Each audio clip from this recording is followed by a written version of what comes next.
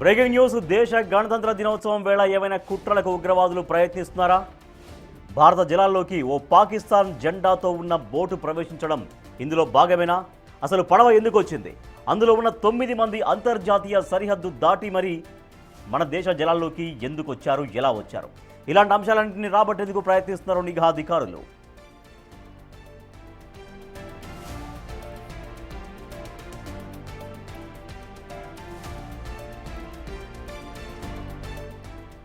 అంతర్జాతీయ నిబంధనలకు విరుద్ధంగా భారత జలాల్లోకి ప్రవేశించింది పాకిస్తాన్ జెండాతో ఉన్న ఓ బోట్. నిన్న రాత్రి వేళ పాకిస్తాన్ జెండాతో వస్తున్న బోట్ను చూడగానే అప్రమత్తమయ్యారు మన కోస్ట్ గార్డ్స్. అయితే బోట్లో ప్రయాణిస్తున్న వాళ్ళు అలర్ట్ అయి పాకిస్తాన్ వైపు వెళ్లేందుకు ప్రయత్నించినా మన తీర ప్రాంత గస్తీ బృందాలు వాళ్లను పట్టుకున్నాయి.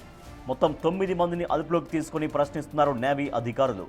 గుజరాత్లోని పోరుబందర్ ప్రాంతంలో ఆ బోట్ను నిలిపివేశారు.